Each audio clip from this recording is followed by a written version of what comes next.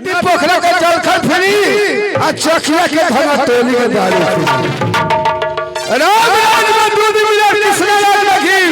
राम राज में दूध मिले कृष्ण राज में घी और लालू भाई के राज में पाउच मिले रहे गालू का जहां जहां मन करे तहां जाती तब भाई हो तो नीतीश भाई क्या कहता है लालू भाई तीन बेचे फिनिश तीन बेचे जब हो फिनिश हो तो नीतीश भाई का फिनिश हो सारा पर गाने ने बोलो के मारना आ एक है घर में आलू को पार भाई हो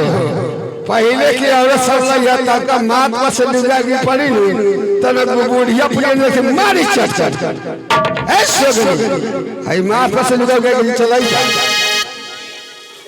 पहले के युग में आ नीतीश की मां के राज भेले तब से लुगा के कहो हाय पांचा ये घर के हाय घर के जाना चाहिए और चीज का छोड़ लो जितना है भाई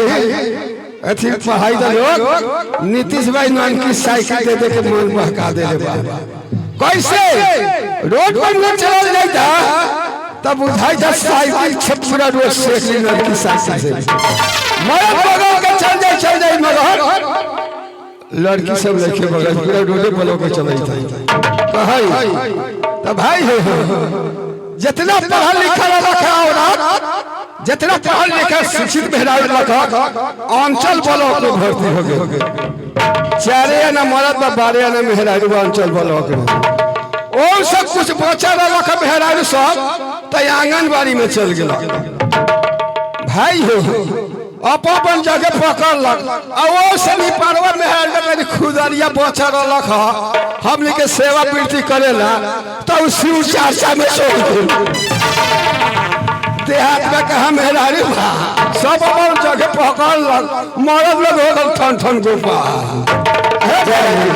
देखने का लाभ दिन भर गावे दिन भर गावे चर्चा मरद बैठले फाड़ का बहुत चर्चा का तो मेहरारी को रहले नसना जाओ दिन भगावे चर्चा और मरद सब बैठी फाड़ का बिना पर लेखा ले आई लड़का सब तो न ठेकी लड़का सा के मुंह में को पर्चा जितना चर्चा गो निहाल भा भक्ति नहीं हो गए लड़का सा के मुंह में का पर्चा ठेको तो भाई ये कहानी बात